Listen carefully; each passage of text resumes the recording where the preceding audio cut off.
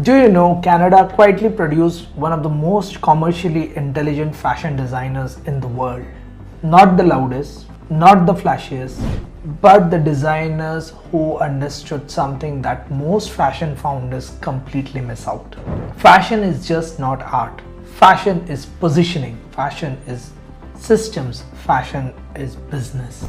And today we are going to break down top fashion designers from Canada that every fashion founder must learn from, not just admire. Hi, I'm Karan Bose, founder of Hula Global. Over the last 15 years, we had the privilege to work with over 200 brands across the entire spectrum, from startups launching their first collection to established brands running sales in multi-million dollar. And one thing I have noticed is this: most people study fashion from a creative lens, not from business. Very few people study fashion from a business lens, and that's what we are trying to change. And that's why in today's video we are going to look at the top 10 clothing designers from Canada, which are the most talked about in Canada, but not just from fashion perspective. We are going to study how they built their positioning, how they created the brand identity, and what startup founders can learn from them. This video is based on an article which is published on Hula Global, so I will link that as well as in the description, so you can go and check that out. Now, before we get into the brands,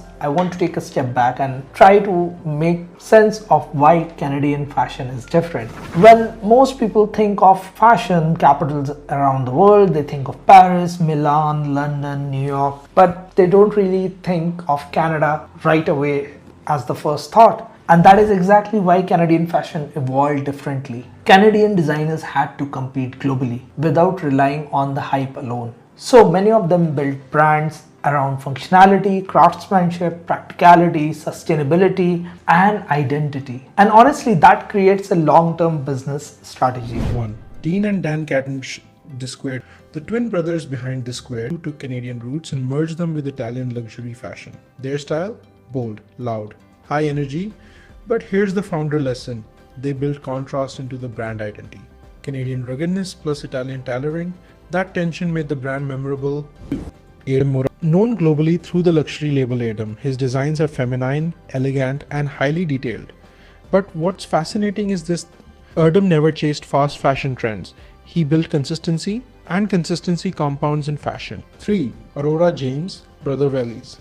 Aurora James built one of the strongest sustainability-led fashion narratives in North America. But what made her successful was not eco-friendly marketing. It was storytelling with purpose.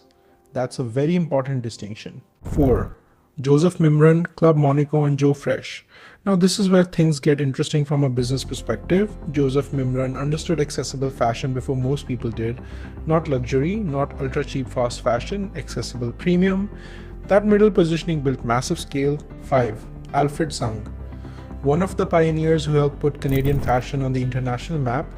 Classic tailoring, clean aesthetics, commercial understanding.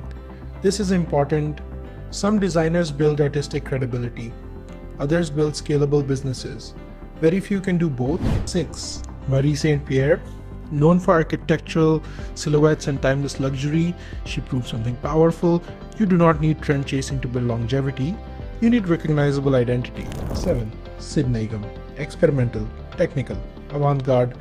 Now, even if you personally don't work avant-garde fashion, studying designers like Sid is important because they push construction innovation forward, and innovation eventually trickles into commercial fashion. 8. Hayley Elsaesser. This is the opposite end of minimalism: bold colors, playful graphics, maximalist identity. And here's the lesson: in crowded markets, being polarizing is often safer than being forgettable. 9. Tanya, one of the strongest examples of commercially wearable luxury fashion. Not runway fantasy, real-world wearability. And most startup founders underestimate how important that is. Customers buy fantasy emotionally, but they justify purchases practically. 10. Jeremy Liang, minimal, quiet, thoughtful. Jeremy Liang built respect within fashion circles without becoming overly commercialized. And that's another path founders should understand. Not every fashion brand has to become mass market. Sometimes smaller but high margin positioning works better.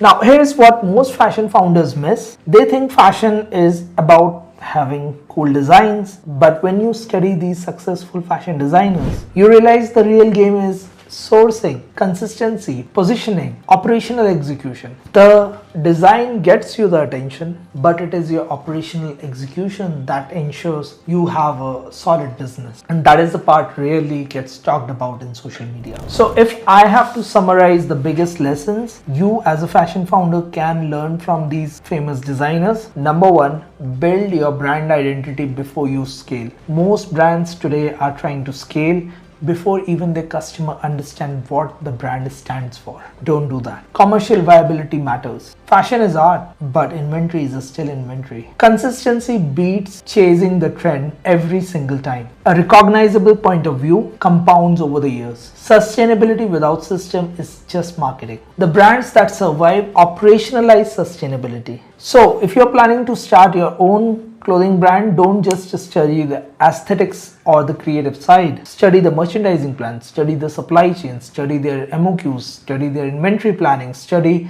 their brand positioning. And that's exactly why we created our Fashion Business Masterclass. We walk you through some of these important concepts so that you are ready to go to the next step. I have given the link in the description about our masterclass. Please go and check it out if you are planning to launch your own clothing brand. You can also explore a variety of free resources on our website hulaglobal.com. I will link that as well in the description. Our resource center has plenty of guides, checklists, and a lot of other material. Please make sure that you use our resources as much as possible. And if you found this video helpful, subscribe to the channel, leave a comment and tell me what do you think about the brands, and if there is any brand that we missed and you would like us to include, we read all the comments. I'm Karan Bose and I'll see you in the next video.